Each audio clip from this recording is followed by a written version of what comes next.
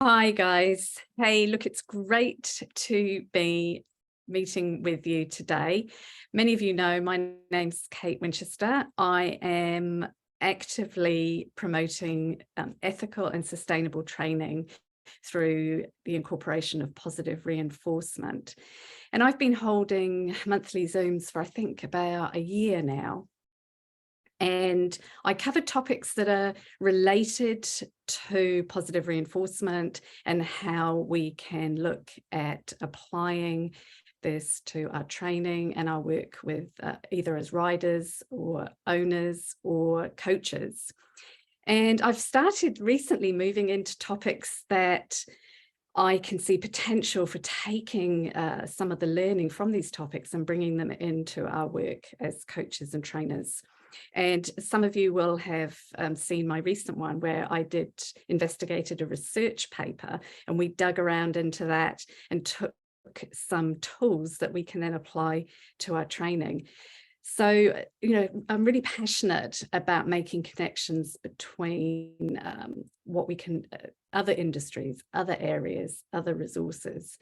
And, today's session I'm really excited about because it's bringing in something that's always been at the back of my mind, and how we can make a connection between what we know about trauma and apply that not only to the people that we're working with, but our horses.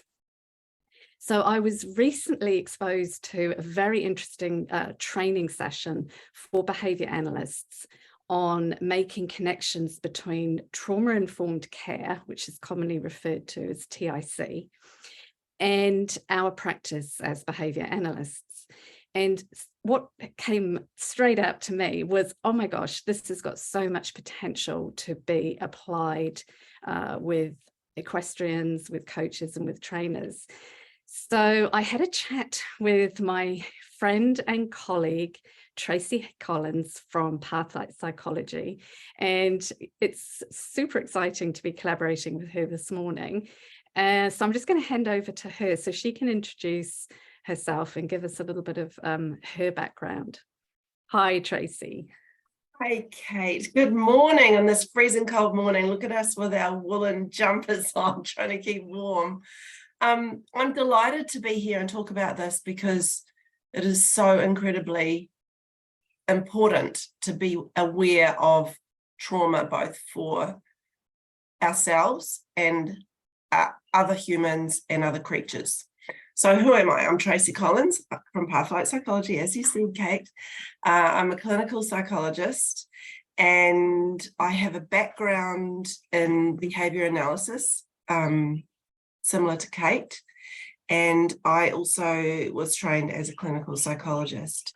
So I incorporate both of those theoretical models, practices into my work, more intuitively led, and pretty much all of my work is around trauma. So when you, Kate, talked to me about how it relates to horses and trainers and horse owners, I just thought, yes, hugely it does. It does massively, because the owner or the horse trainer comes with their trauma, and the horse has theirs. And I think sometimes we forget about those experiences that the horses have had, whether we're aware of them or not. But yes, we respond to triggers from our traumas to keep us safe. And horses, that's their, their basic fight, flight. Definitely a horse. They'll run for a mile when they're triggered or feel a threat, because essentially a trigger is a threat response. And Tracey, the thing that really came out for me when I was reading, partaking in this training, were the principles of trauma-informed care And the idea that, you don't need to be professionally trained to be able to apply those principles in your work.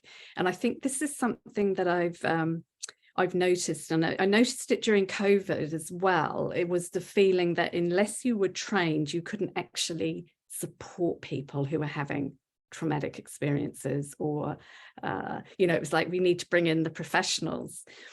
And I shared some of the principles with you, and that idea that what grew out of that in my training were these 4 commitments. And the first one is acknowledging trauma and its potential impact on the individual. The second was ensuring safety and trust when you're working with them. The third is promoting choice and having a shared governance, sort of shared understanding of whatever you're doing. And then the last one was emphasizing skill building. Now, when I sort of looked at that, I thought, well, that's actually, if we're a coach or a trainer or in that sort of role, those are all things that are easily transferable into the work that we do. Totally. Anyone can, if they just have a little bit of understanding and self-awareness, anyone can take that on board. You're right, you don't need to be a professional. It's those principles. Yeah. And, the one that, the starting off one, the acknowledging trauma and its impact, I guess from a point of view of somebody working with horses, that is potentially harder than if they're working with the rider, who might have shared, look, I've had a bad fall or whatever, and the impact on that person or that horse, understanding how that might show up in a behavior during a session. Totally. And if people are aware of what kind of behaviors to look for, that will indicate some level of past experience that was traumatic. And that could be a big event, or it could be what is known as little t traumas that accumulate over time. And complex PTSD is now a big thing. That's where you have a series of little traumas throughout a lifetime that make you hypervigilant, and I guess with a horse they'd probably be quite flighty, or so to recognize what is going on with a horse and understand what those behaviors represent, I think that's definitely the first step of trauma-informed care.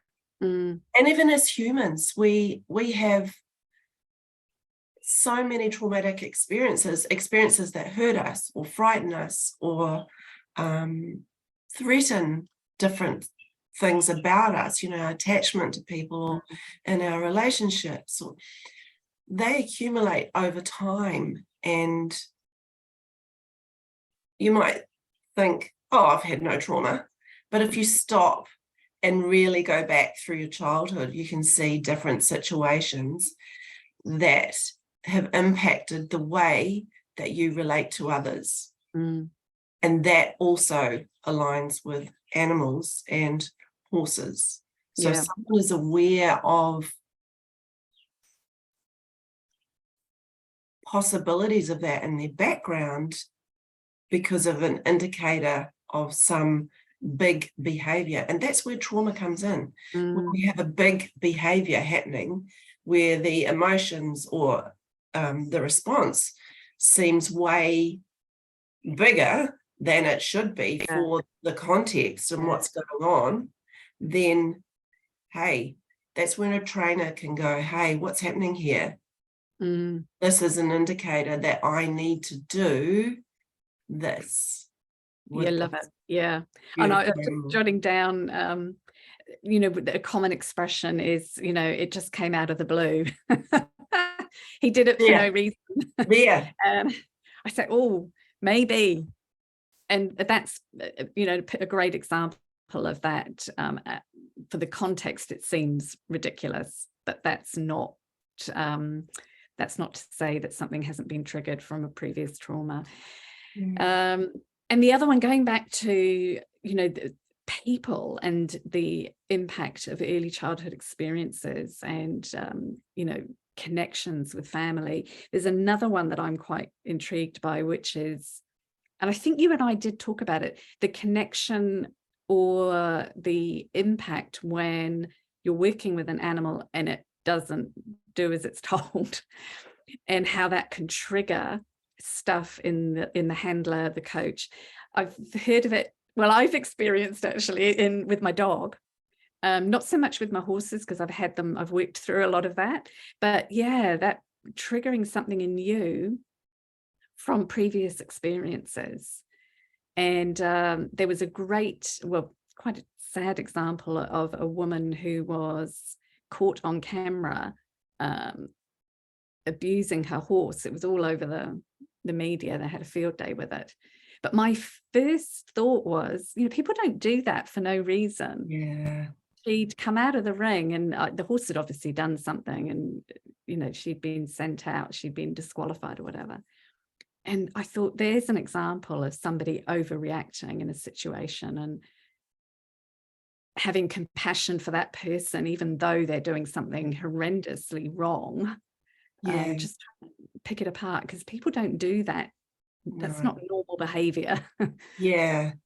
And you're right, compassion for ourselves and others is key with trauma-informed care. It's essential to not react to their reaction. Yeah. But instead, like you mentioned, the stop and pause and think, what is this about? What's going on for this person? That is crazy behavior. Why are they doing that? Instead of reacting in a negative, judgmental way, but just looking with compassion and trying to get some understanding of what's going on for that person and what has happened in their past that has led them to be in this situation where perhaps they have a level of internal distress that they can't manage. So therefore, they must control externally. Yeah.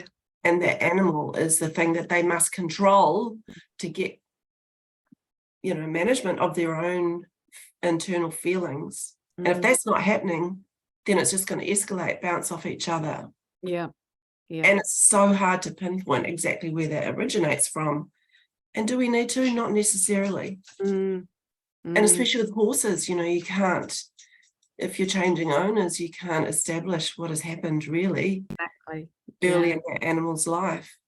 And it's the same with humans. Often we don't realize that situations we've been in have really affected the way that we show up when similar situations present themselves, or not even situations, but similar feelings.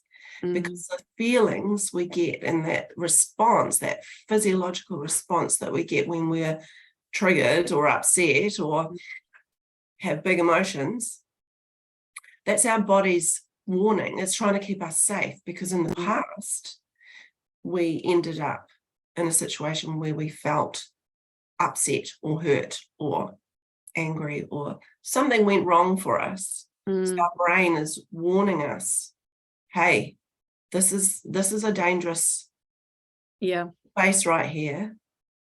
And it goes from that primal brain of when we were tribesmen or hunters and gatherers, and we had to be really, really aware of dangers, because that was a life-threatening thing. And that was generally wild animals or other tribesmen with big spears. Whereas now, and our brain is only in a 24-hour clock, our brain is only 6 minutes in our modern times. The rest is in that primal. Wow. Yeah. Which explains a lot. Yeah. So then we're reacting to threats, but they're not physical threats, they're emotional threats. That is the modern threat. But our brain still is reacting from a physiological perspective, because we must react fast to keep ourselves alive. So you get that heart racing, the blood's pumping to your muscles, so you can run or fight. but we don't need to. Yeah. Because there is the only threats in here. Mm. So coming back to that first thing that you're talking about is recognizing and having that understanding, that knowledge. Yeah.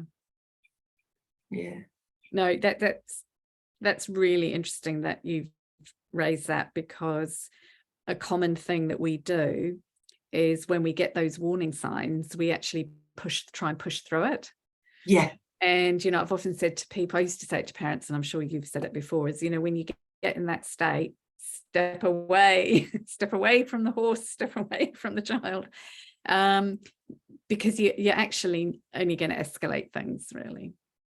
And that's that. And it's like you say, we try and push through because we don't realize what's happening. And so we've got to control it somehow. When in fact, the control comes from stepping away. So, yeah, love it. And I guess, moving on to the other one that I saw, the ensuring safety and trust. Now, that's been a really important aspect of what I've encouraged people to do, is to build on, being consistent, following through, ensuring that when you're training with, particularly from the horse aspect, is that consistency to establish the reinforcement, and the horse understands the process. Because often the argument around reinforcement and using food with horses is you turn them into pushy, aggressive animals. And I've said, that's because it's inconsistent. The animal hasn't made the connection between the behavior and getting the reinforcement. It's ad hoc. They never know when it's coming and when it isn't coming. So they're going to grab it. Wow, I'm going to get it while it's here. And, that in terms of the trauma and dealing with a horse that has had bad experiences, the safety aspect for the rider or the person who's involved with that horse is also important. And, using a small area, so you're set up for success, and working on the basics, not trying to train the horse down on the beach in the open with, set yourself up for success. Absolutely. And the positive reinforcement is key. And of course you understand reinforcement schedules, and so do I. But for someone who doesn't, and they're trying to reinforce the positive behaviors in a training program, if they aren't consistent, like you're saying, and happen to reinforce a little later when the horse has done something after what they're getting rewarded for, the horse thinks that they're getting rewarded for that behavior. Or here, quick, give them that to calm them down and settle them. Yes. And then you've just rewarded what you don't want. You've trained them to be how you don't want them to be. And those the same with toddlers, exactly the same. Yeah. And I guess that's why, again, people have said, why do we need the clicker or the bridge signal? I mean, I use a whistle. I just whistle because it's easier. And that's for that very reason. So you can mark the behavior. Whereas if people are just trying to put in food without a marker, you can so easily end up reinforcing a behavior, as you said, that you don't want. Because it's really fast to do that, the whistle or the clicker. So they know immediately if it's paired with the reward earlier, they know it's a reward, then the training will be much, much faster. And there's I'll have to dig them out. There's some quite interesting research papers on that very thing, rehabilitating horses who've had trauma or whatever, using negative reinforcement versus positive reinforcement. And the difference, you never actually go into threshold. When you're using positive reinforcement, you're never pushing. And it was quite interesting to see that difference. And so, you know, the next one is, and this is probably the hardest for us as coaches and trainers from a horse perspective, is promoting choice in a shared governance. And I guess as a behavior analyst working with people, that would be fairly obvious. You offer your clients a choice of treatments or a choice of options, and you'd have discussions about what works for them. From a shared governance point of view, it would be an open discussion. And it gets more problematic when you're dealing with animals. And our understanding of how we offer animals choice. Sometimes it's similar with children, though, isn't it? We don't like to give choice to children or animals. It's like, no. And yeah, what are your thoughts around that? I mean, have you got any thoughts on that? In terms of trauma, I'm thinking, you know, how do we promote choice for an animal that's coming to us with a rider and they've both had a traumatic experience, or you believe they have had? I guess it comes back to the rider or the trainer / owner, the person with the horse, and that they have a higher comprehension, whereas the horse is just reacting off instinct and what was adaptive or what helped it get through difficult situations before. So the choice really has to be initially, I feel, with the owner or the person who has the ability to manage their response, to have that awareness, and then to show up for the other in a way that gives them a choice, to make a choice that is more adaptive and in alignment with the positive reinforcement and the training that you're trying to do. I guess, you know, when I dig in a bit deeper around that choice, in some ways, well, not in some ways, it is actually there. Positive reinforcement training is about choice, because the horse has the choice to engage in the behavior and get the reinforcement or not. And maybe we need to be more aware of when they're choosing not to follow through, because horses who've got a history of positive reinforcement generally try, right? They generally try because they want to figure it out. It's been a really interesting observation that people have made, that you find it's a true collaboration. The horse is trying to figure out what the answer is, whereas when you're using negative reinforcement, the tendency is it's more about you directing the horse, applying the aversive, and then the horse, oh yeah, okay, now I take the aversive away, but the horse isn't actively seeking. They're waiting for you to apply the aversive and then do it, if that makes sense. Totally. So if I was faced, for example, with a horse that had a history of positive reinforcement and they weren't choosing to engage, you know, I would be looking at, you know, going through the basics. Are they physically fit? Are they capable of doing the behavior?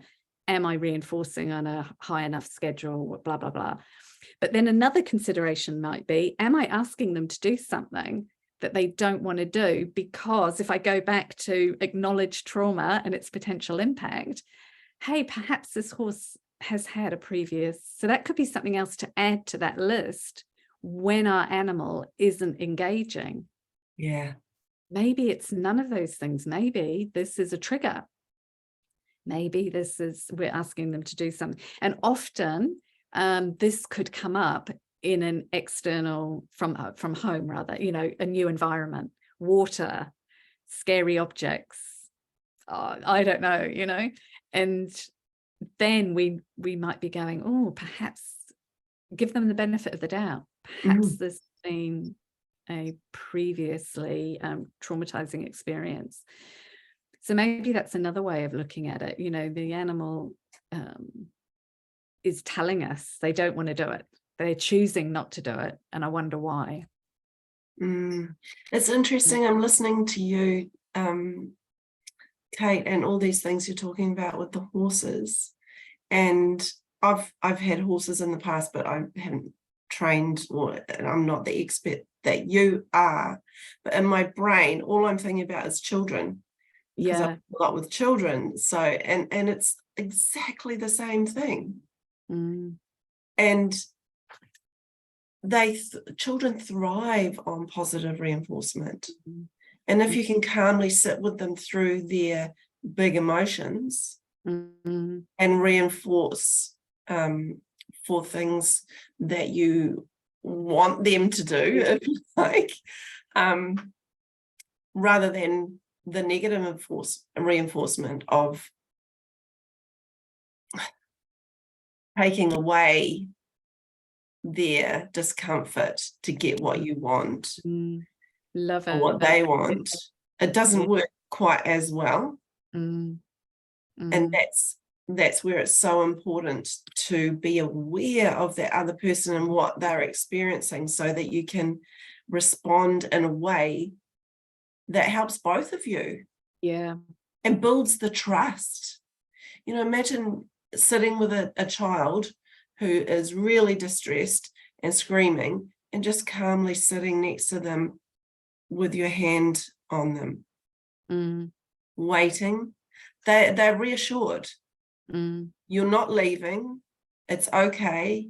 Their emotions are okay. And therefore it's a safe place, so they can calm down. Wow. Love it. Yeah. Same with a horse. If you can do that for them, rather than with a child trying to discipline them or manage them or sit there or time out, or same with a horse, you know, trying to do Fix the it. control. Yeah. And then the positive reinforcement. Yeah. And build the trust. The trust. Yeah. And that consistency that I'm always here. I'm not going away. Yes. Yeah. Doesn't matter what you do. Yeah. Yeah. And it's interesting because, I mean, we get that situation with ponies and children when you bring them together.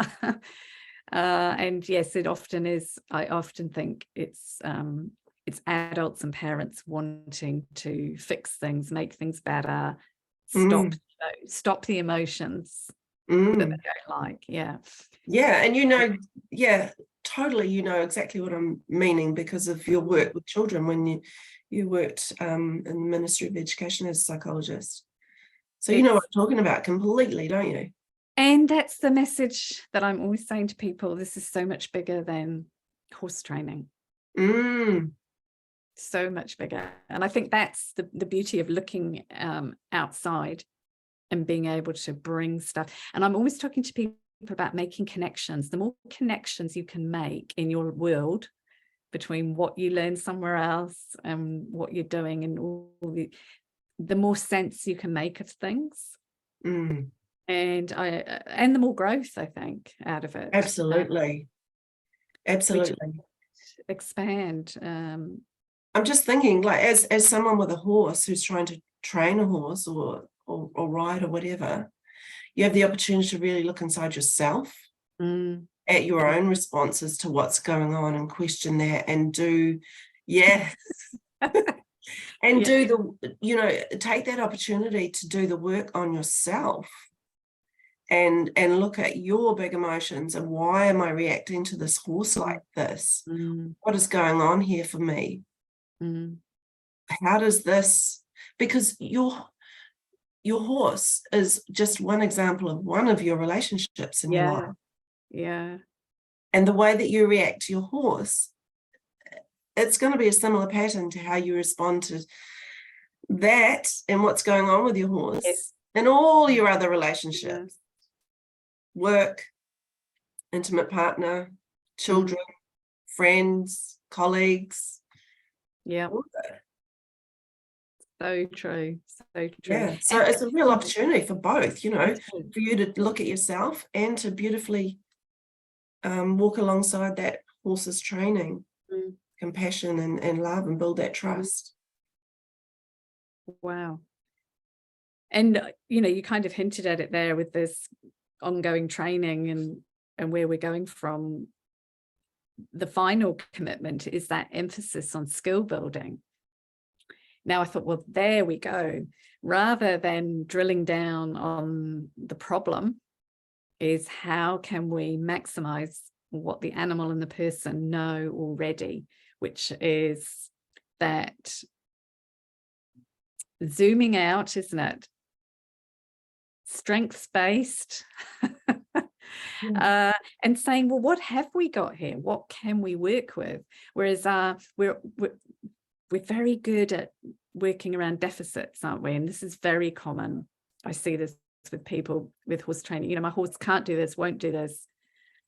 And you kind of then you're stuck, aren't you? Because you're just drilling down on everything that's, and if you've got trauma linked to it, you've got issues.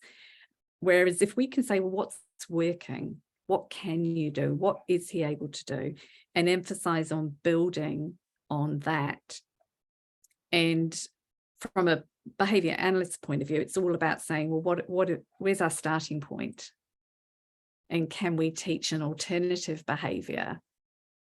Can we expand on what, you know, and in terms of training, I think that this is often missed, this focusing on what the individual is already reasonably good at, and can we build on that? Because often in that process, if we're applying the consistency, the reinforcement, we're building trust, we're giving them the benefit of the doubt, we'll often fix the problem without even focusing on it.